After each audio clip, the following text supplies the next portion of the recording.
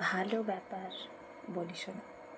জীবনে অনেক অপূর্ণতা থাকে, অনেক না পাওয়া থাকে, অনেক দুঃখ কষ্ট থাকে। তার মাঝেও কিছু কিছু জিনিস যখন হুট করে পাওয়া হয়ে যায়, তখন মনে হয় যে হ্যাঁ, হয়তো অন্য কিছু পাইনি, তার বদলে ভগবান এটা দিল। সত্যি বলতে সবসময় পজিটিভিটি নিজের মধ্যে ধরে রাখাটা অনেক কঠিন একটা ব্যাপার, সেটা ছেলে মেয়ে যার ক্ষেত্রে হোক না কেন। কিন্তু নেগেটিভ ভাবনা চিন্তার থেকে পজিটিভ ভাবনা চিন্তাটা করা জরুরি, এতে শরীর মন দুটোই ভালো থাকে।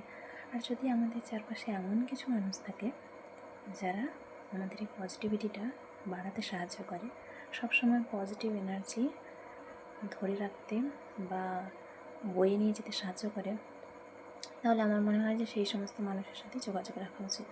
কারণ কী বলতো, সবাই নেগেটিভিটিটা খুব সহজে ঢুকিয়ে দিতে পারে মাথার মধ্যে, মনের মধ্যে, কিন্তু পজিটিভিটি সহজে সবাই ঢোকাতে পারে না। আর তাই পজিটিভ মাইন্ডের যে সমস্ত মানুষজন আছে তাদের সাথে মেশা উচিত। তাহলে দেখবে জীবনে কিছু পাও না পাও, অন্তত ঘুমোতে গেলে না ঘুমটা ঠিকঠাক হবে, বাড়তি চিন্তা করতে হবে না। আর নেগেটিভ যেসব জিনিসপত্র সেসবের মধ্যেও দেখবে কোথাও না কোথাও পজিটিভ কিছু না কিছু তুমি খুঁজে পেয়ে যাবে।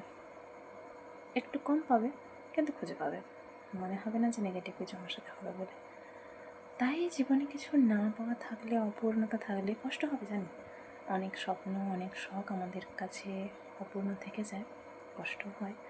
তবু ভেবো যে কখনো না কখনো ঈশ্বর এর বদলে এমন কিছু আমাদের জীবনে ফিরিয়ে দেবেন যেটা আমরা কখনো আশাই করিনি, কখনো ভাবতেই পারিনি এটাও আমি পেতে পারি। সেটা কোনো বস্তু হতে পারে, কোনো ব্যক্তি হতে পারে, কোনো উদ্ভিদ হতে পারে, তোমার কোনো শখের গাছ, অনেক কিছু হতে পারে। আমি শুধু উদাহরণের জন্য ব্যবহার করলাম। তো সেই জন্য নেগেটিভ যে কোনো চিন্তাভাবনা বাদ দিয়ে পজিটিভ চিন্তাভাবনাটা বেশি করার চেষ্টা করো। আর এমন মানুষজনের সাথেই মেশো যারা তোমার পজিটিভিটি ধরে রাখতে বা বাড়াতে সাহায্য করে, বরং সেটা কমাতে সাহায্য করবে না, বুঝলে? তাহলে দিন শেষে সেই মানুষটাও ভালো থাকবে আর তোমরা ভালো থাকবে, তাই না? টাটা।